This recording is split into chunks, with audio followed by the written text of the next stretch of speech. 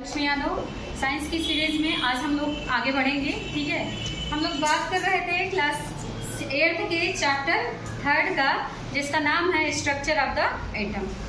ठीक है, अभी तक हम लोग आइसोटॉप्स, आइसोबॉन्ड, atomic number, atomic mass, structure of the atom, ये सारे टॉपिक जो है इसको हम लोग डिस्कस कर चुके हैं। आज हम लोग कंटिन्यू करेंगे उसी चैप्टर में एक नई टॉपिक को, जिसका नाम है फॉर्मेशन ऑफ आयंस, आयंस का बनना या आयंस का निर्माण।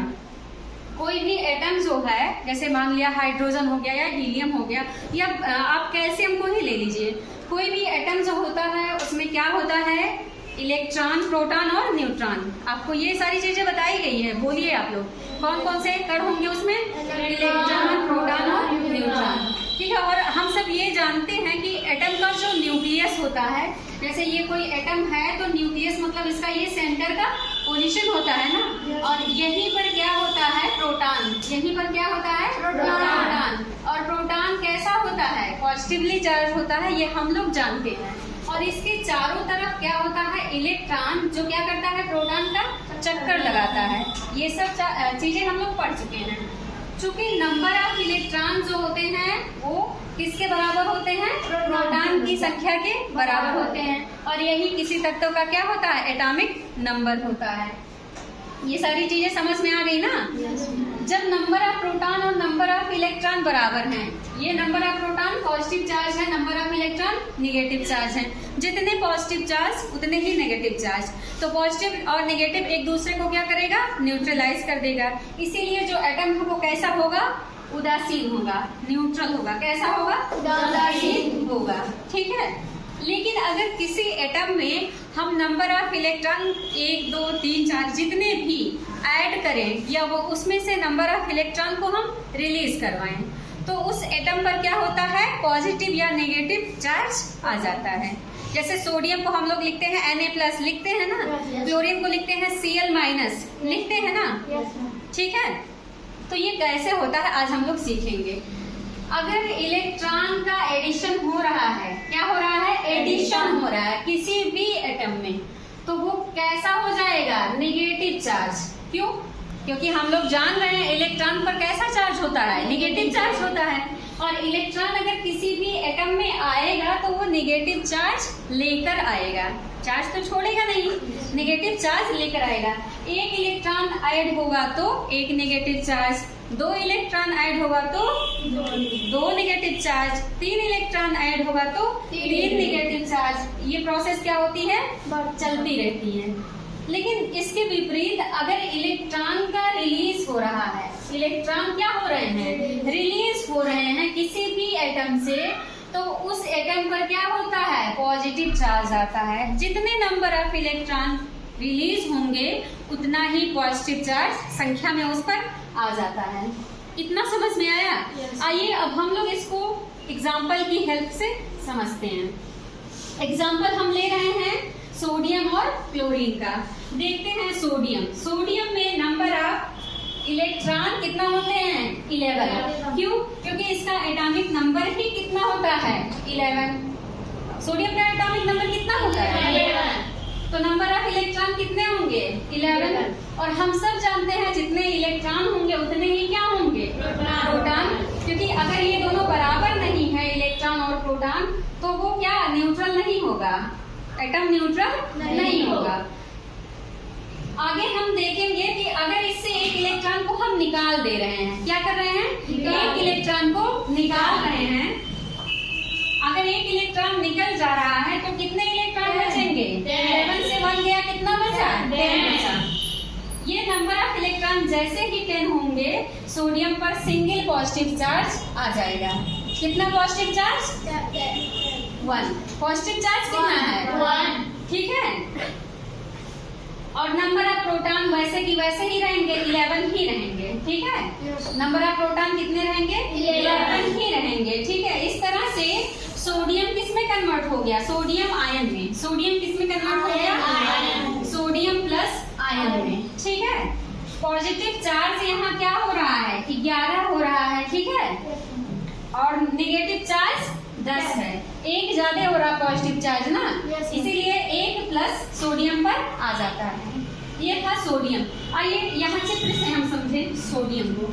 ये है सोडियम का परमाणु संरचना, मतलब कैसे किस कक्ष में सोडियम में कितने इलेक्ट्रॉन होते हैं। ये क्या है? न्यूक्लियस है। ये क्या है? न्यूक्लियस है। इसके फर्स्ट वाली कक्षा जो है इसमें कितने इलेक्ट्रॉन हैं? 2। सेकेंड वाली में कितने हैं? 8। 8 2 कितने हो गए? 10। एक और बच रहा है ना, 11 है एटॉमिक नंबर। तो एक और इलेक्ट्रॉन इसके सबसे बाहरी वाली कक्षा में स्थित है। जैसे ही इसको क्या करेंगे? निकालेंगे। इसको क्या करेंगे? बाहर निकालेंगे। ये देखिए बाहरी कक्षा इसका क्या है? पूरा का पूरा खाली हो गया।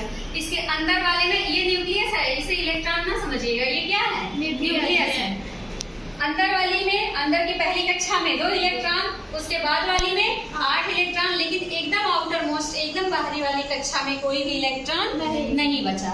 इसीलिए अब ये सोडियम प्लस आयन में क्या हुआ? बदल गया। समझ में आया ये? दूसरा एग्जाम्पल हम ले रहे हैं क्लोरीन का। किसका ले रहे हैं? क्लोरीन का। क्लोरीन का एटॉमिक नंबर कितना होता है खुशी? कितना होता है? क्लोरीन का एटॉमिक नंबर 17। ठीक है, अगर एटॉमिक नंबर 17 है तो नंबर ऑफ प्रोटॉन कितने होंगे? 17 ही, और नंबर ऑफ इलेक्ट्रॉन भी 17 ही, क्योंकि हम सब जानते हैं जितने नंबर ऑफ प्रोटॉन उतने ही नंबर ऑफ इलेक्ट्रॉन। लेकिन अगर इसमें हम एक इलेक्ट्रॉन को क्या करें? ऐड कर दें। यहाँ एक इलेक्ट्रॉन को ऐड कर दें तो यहाँ नंबर ऑफ इलेक्ट्रॉन ये 17 था ना, 17 में एक जुड़ गया, कितना हो जाएगा?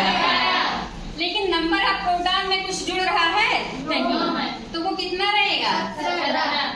ठीक है, इस तरह से नंबर ऑफ इलेक्ट्रॉन 18 हो गए और नंबर ऑफ प्रोटॉन 17 ही रह गया। तो 18 17 से ज्यादा है या कम? 18 17 से ज्यादा है या कम? ज्यादा है ना, तो निगेटिव चार्ज ज्यादा हो गया। इसीलिए जो Cl होता है यानी क्लोरीन, ये किस में बदल जाएगा? Cl माइनस में। एक ही इलेक्ट्रॉन बढ़ा है इसीलिए इस पर एक ही माइनस चार्ज लगेगा। इतना समझ में आया? चित्र से देख लेते हैं इसे। ये है किसका? क्लोरीन का संरचना। ठीक है, इसका ये क्या है? न्यूक्लियस है, पता है?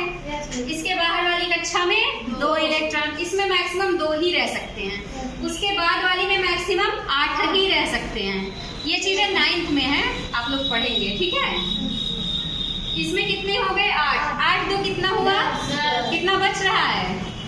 17 में से 10 गया, कितना? 7 बच रहा है ना। अब इसके एकदम बाहर वाली कक्षा में कितने इलेक्ट्रॉन होंगे? गिन लेते हैं।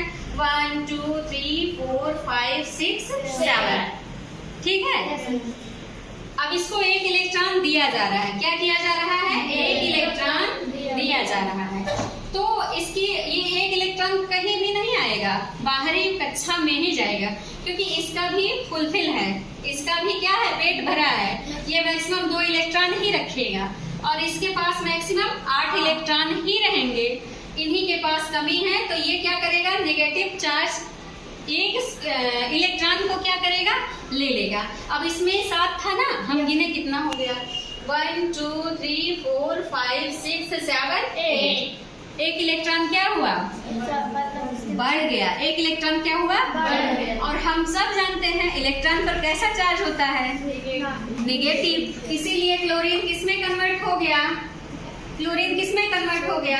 क्लोरीन निगेटिव में, क्लोरीन निगेटिव आयन में। आई बात समझ में? तो हमें लगता है आप लोग समझ गए होंगे आयन का फॉर्मेशन कैसे होता है। समझ में आया या नहीं? आ गया? Okay, thank you.